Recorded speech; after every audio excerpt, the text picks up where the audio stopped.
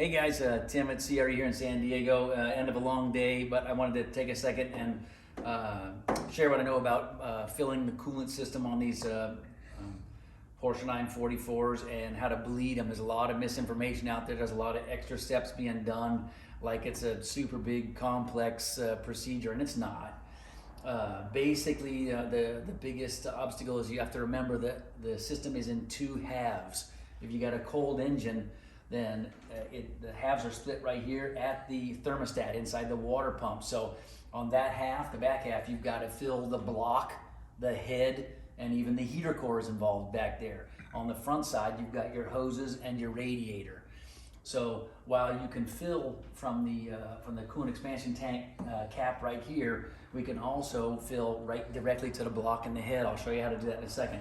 I've heard all kinds of things, guys saying, you need to jack the car up and the nose high or tail high and overlift it from that corner. No, okay, the water system, air is always gonna come to the top, which is what you're trying to get rid of while you're filling the coolant system, right? So the two highest spots in the system are the coolant expansion tank cap and the 12 millimeter bleed screw right here in the top center of the engine. So anything else that's left over is gonna be taken care of as you run the engine.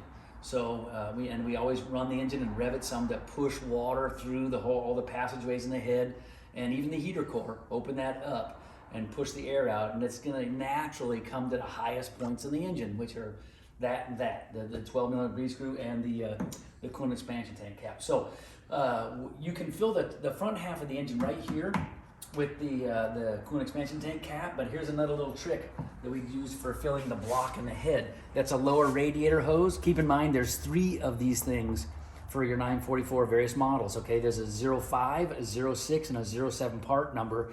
Those are for the early 944 with a smaller radiator, the late model 944 with a bigger one, and then the 924S has its own unique hose. So what I've done here, you can see, I've chopped a lower radiator hose to be used as a tool.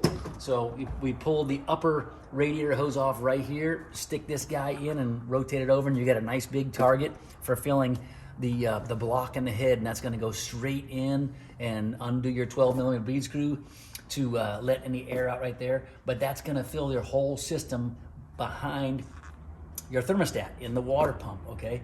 So when you're loosening that 12 millimeter bleed screw, don't just muckle onto it and yank, because you're almost always gonna overdo it. So what I do is I put that on, cover it, and just bump it with an open hand, and that way I don't go flying off and lose things. So that comes up, that guy gets opened up like that, do your fill, and then when it gets filled up, you can do that. If you still have some air in the system, you can do a neat little trick here that I use of just putting a rag over the coolant expansion tank cap from right here, and I actually blow through the rag. What that's gonna do is it's gonna push this water down inside the coolant expansion tank cap, and just follow the hoses, right?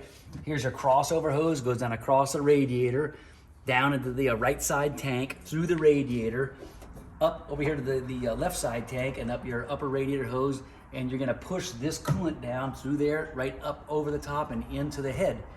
And of course, it works its way down to the block too. Between the head and the block is the head gasket. Well, there's only 4 small holes in the very back of the cylinder head that allow water to go from the block up into the cylinder head. So just sidebar, the water flow in this engine is from the water pump backwards through the block that is around the cylinders, back to the back of the block, and then it goes up through those 4 holes into the cylinder head, and it comes forward through the cylinder head around all those passageways, keeping them cool, and then out to either back into your water pump if the thermostat's closed, or up to your upper radiator hose and through the radiator if your thermostat is open. So it's a pretty simple system, but you can see that once you're full most of the way, can you zero right in on that? If I blow in this guy, and don't use a rag that's soaked with brake cleaner like I did last time, so you can actually watch the coolant come flying right out of there.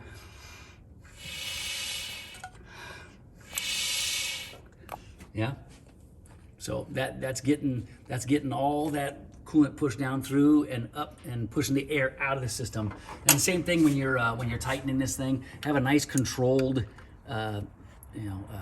swing on that thing, and just enough. It's got an aluminum crush washer underneath it. You want to keep that fresh.